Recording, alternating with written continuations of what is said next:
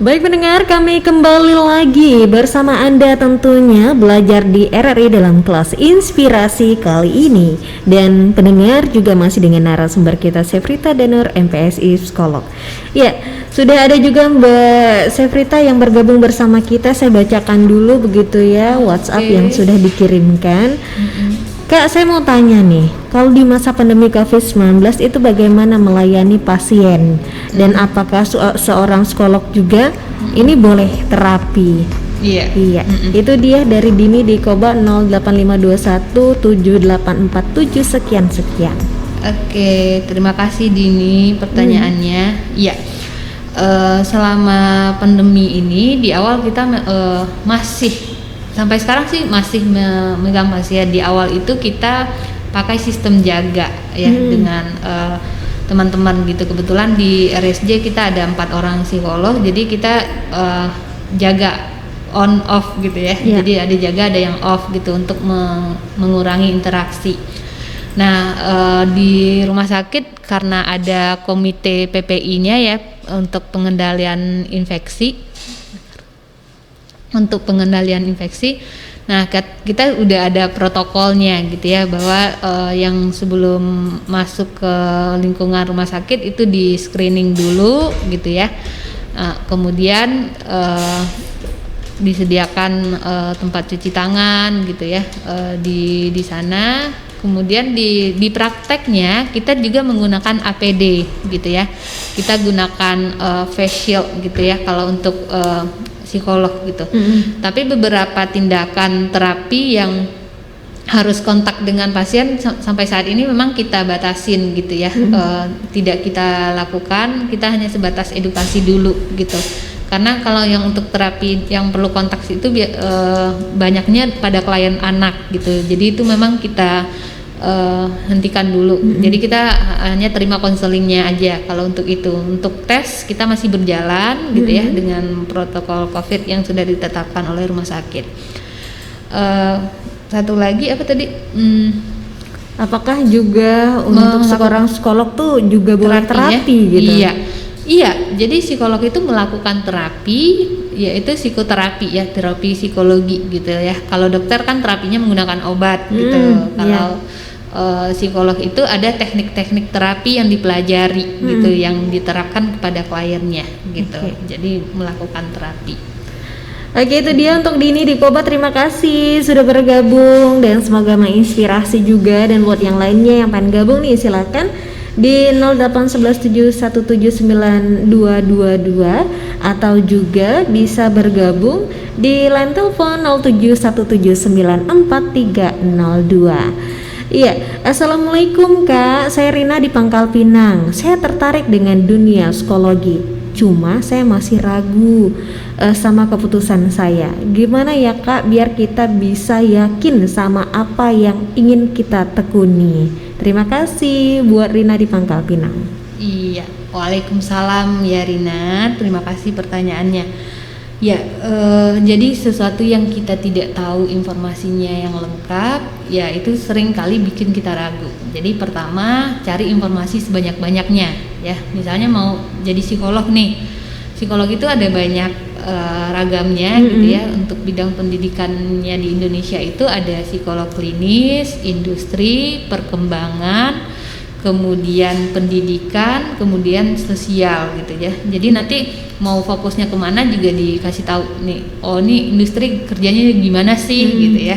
Klinis gimana sih gitu. Kemudian pendidikan seperti apa, perkembangan seperti apa.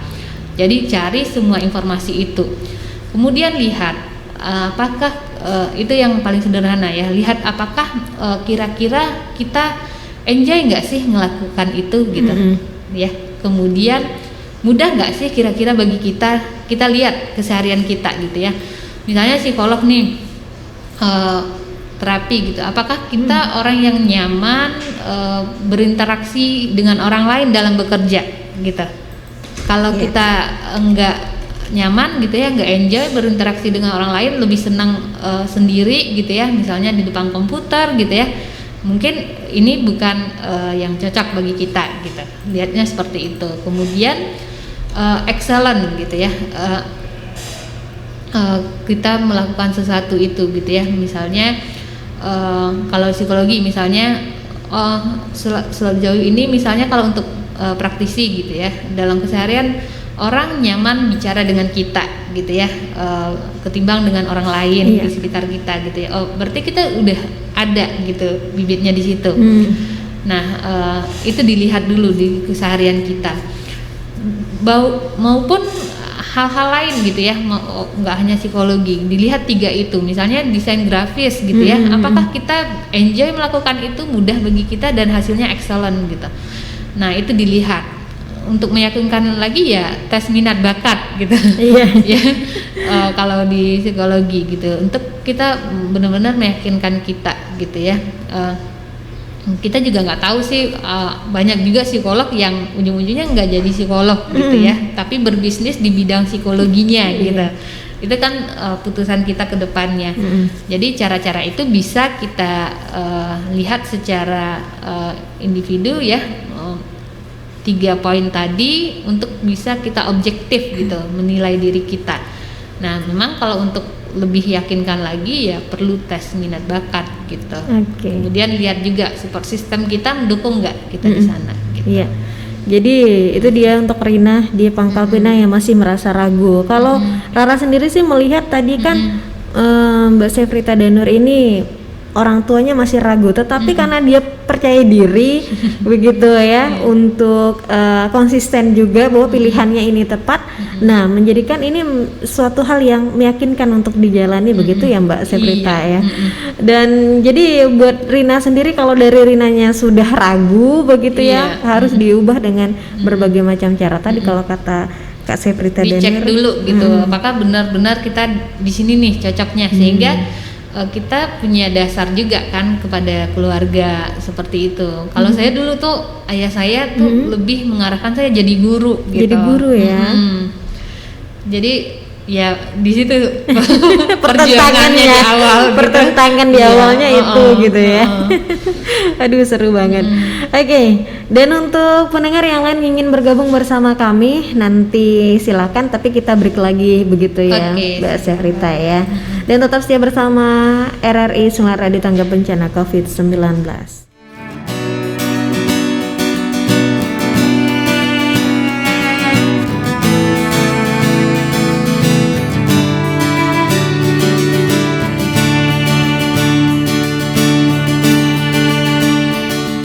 Gebiar sorak dukungan tepuk tangan membuat kita semakin kuat bertahan.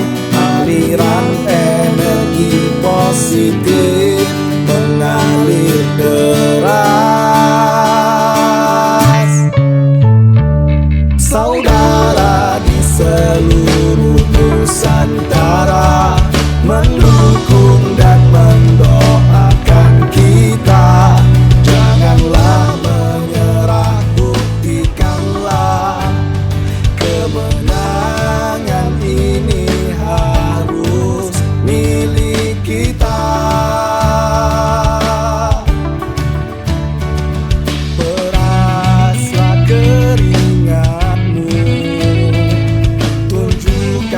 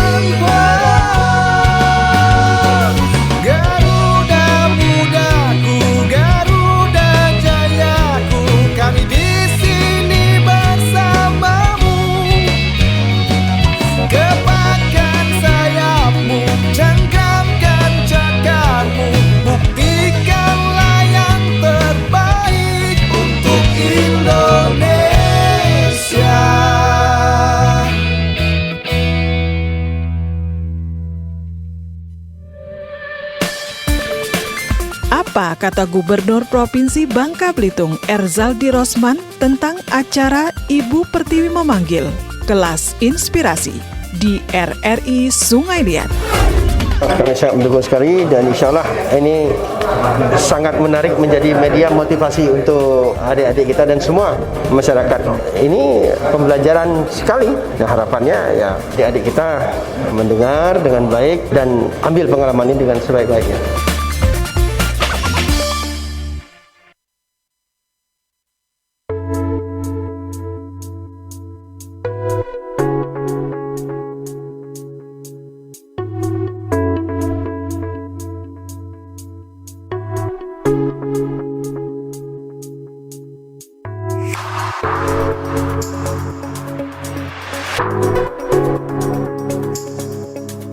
Baiklah pendengar, masih bersama RRI Sungai Liat Radio Tanggap Bencana COVID-19 Indonesia Tatanan Kehidupan Baru. Dan untuk pendengar yang ingin bergabung bersama kami, buat pelajar yang ada di Bangka Belitung khususnya, silahkan di 0717943302 atau juga di WhatsApp 081171792222. Dan tadi juga ada pendengar kita yang sudah bergabung di 0858411662 sekian ya Mbak Sefrita ya. Rara bacakan dulu. Selamat siang Kak, saya Nia dari Sungai Liat. Mau tanya, apakah kalau mengambil profesi psikolog itu bisa bekerja di luar dari bidangnya? Karena melihat sekarang ini banyak yang bekerja tidak sesuai dengan ilmu yang didapatkan. Oke, iya. Nia di Sungai Liat ya. Selamat siang, pagi, jam siang. Iya. Jadi memang banyak kalau kesalahan jurusan itu di dunia ya, di Indonesia lah 80% salah jurusan gitu ya. Jadi 80% orang itu tidak bekerja di bidang yang dia pelajarin gitu ya. Kalau untuk psikologi itu bisa di mana saja karena memang kita mempelajari tentang perilaku manusia, misalnya di advertising gitu ya, di periklanan gitu, gimana kita membuat iklan yang yang mengena di masyarakat. Nah itu bisa juga di situ.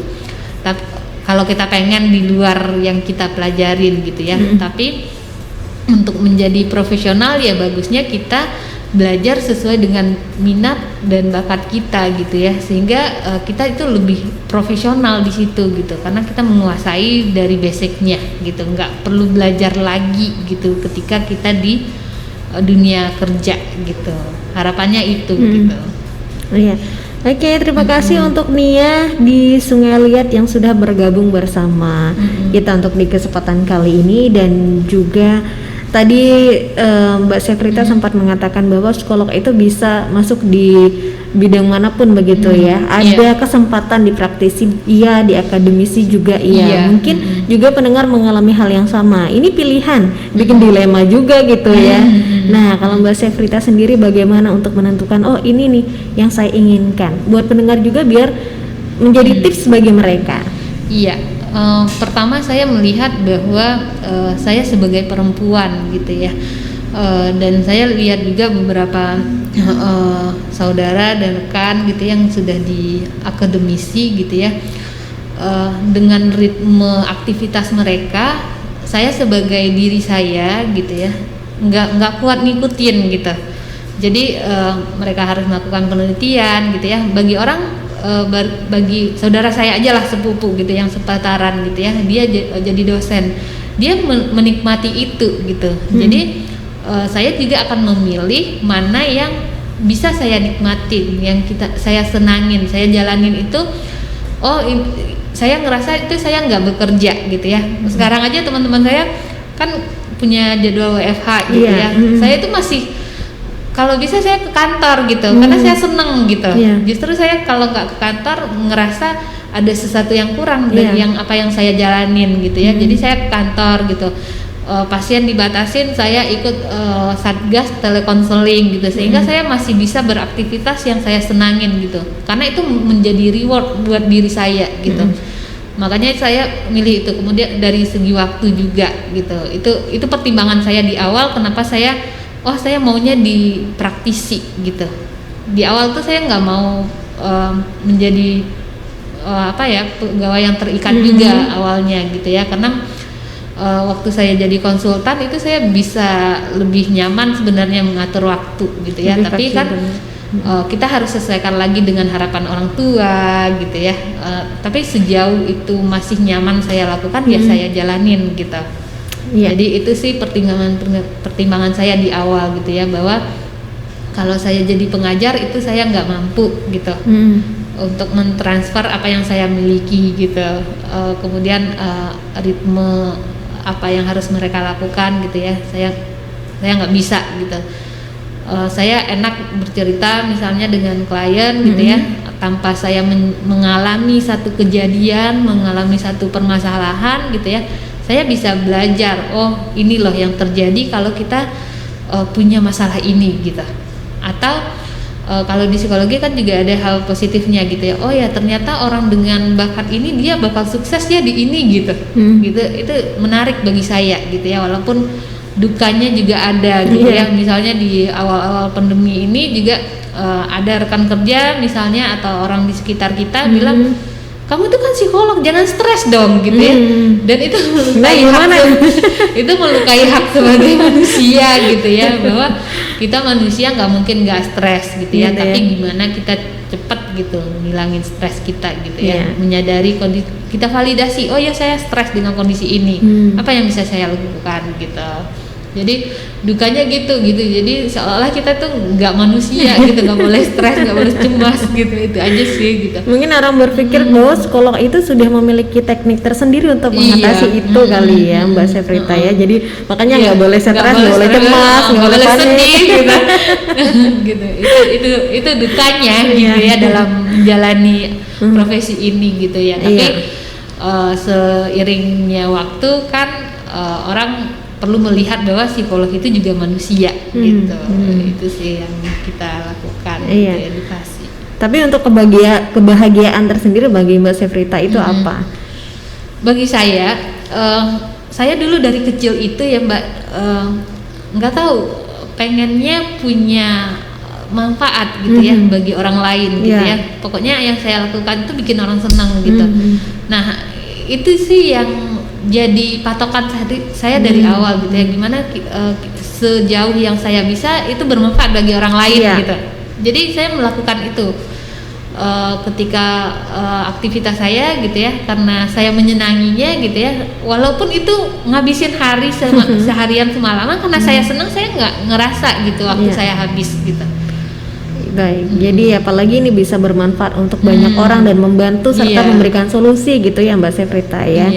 Baik, untuk di kebersamaan akhir kita mungkin ada sedikit pesan yang ingin disampaikan untuk para pelajar pendengar kita dalam untuk tetap semangat meraih cita-cita dan mimpinya. Iya, jadi bagi adik-adik pendengar gitu ya, untuk kedepannya gitu ya, jadilah sesuatu yang sesuai dengan minat dan bakat kita gitu ya, sehingga kita lebih mudah untuk menjadi bermakna dan bahagia gitu. Itu aja. Iya. Baik, dan tentunya terima kasih banyak untuk narasumber kelas inspirasi hari ini, Sefrita Danur MPSI Psikolog. Terima kasih atas inspirasi yang dibagikan untuk pendengar kita, semoga bisa bermanfaat.